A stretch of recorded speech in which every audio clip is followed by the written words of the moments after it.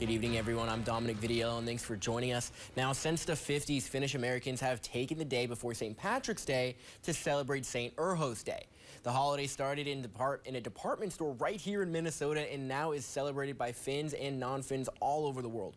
Northern News Now Ryan Hayes was there.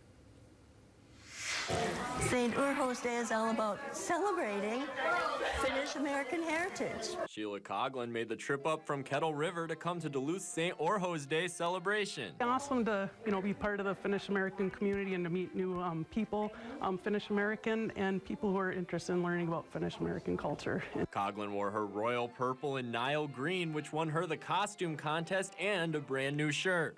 So I wanted to celebrate today by wearing a shirt that was green from another festival that I went to over in Hancock.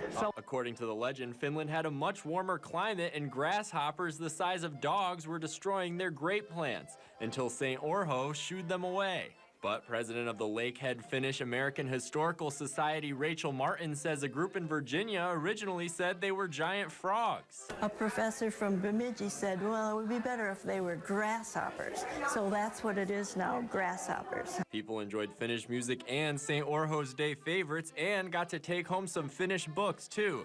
And Mayor Reinert was there to enjoy the fun as well. And it's all about the different cultural groups that make up our community, all about, the historic waves of immigration that came to Duluth and northeastern Minnesota that really shaped the community we are today. A coming of spring celebration for Finnish Americans. Since it's a day before St. Patrick's Day, it's a great day to celebrate. In Duluth, Ryan Hayes, Northern News Now.